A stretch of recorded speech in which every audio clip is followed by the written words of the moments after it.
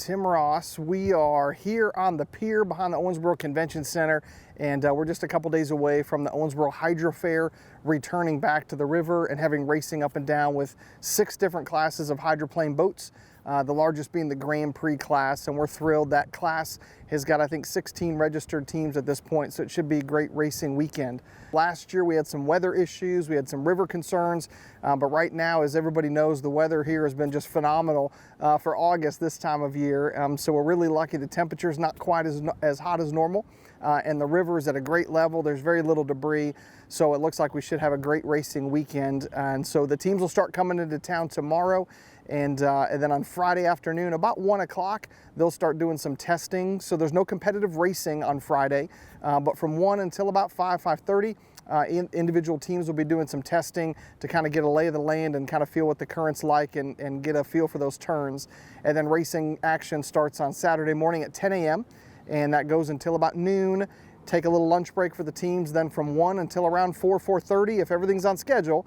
About 4:30, they'll wrap up both Saturday and Sunday. So it'll be a big weekend for hydroplane racing when the HydroFair returns this weekend. So for spectators that are going to come down, the whole riverfront is wide open, free of charge. English Park is where the pit area is for the team. So if you want to see that behind the scenes look, all of the cranes are starting to load in now.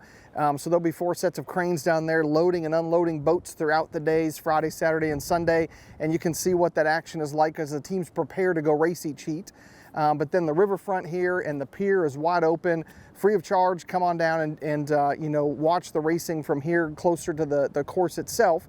The convention center here where we're standing up on the balcony just to my left is reserve seating. So for those folks that want to be able to come watch the racing action but not have to lug a bunch of chairs or blankets and things like that, those seats up there provide some shade, give you air conditioning inside when it is a little bit warmer, indoor bathrooms, things like that.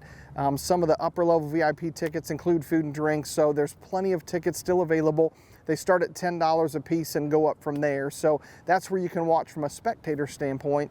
And there's other activities, obviously, that happen on most things here in Owensboro when we do an event. So Friday night, racing on the river at afternoon, but then that evening, Friday after 5, happens like it does all season long. And here at the Holiday Inn on their main stage, we've got a big national act with Blanco Brown coming in. Would be a great party Friday evening. And then Saturday on the Blue Bridge behind me, that's closed for our annual Bridge Day. From 7 a.m. until about 12:30, they'll start wrangling people off the bridge, but you can come stroll on the bridge, bike it, get some shots of the riverfront, watch some of the racing in the morning time. And then on Saturday evening, after all the races are done, we've got Live on the Banks, Downtown Summer Jam here at McConnell Plaza's got a couple of great bands that'll be there that we've had a lot of people asking questions about. And then at 8:30 behind me, we've got Lights on the Ohio. So we started that last year.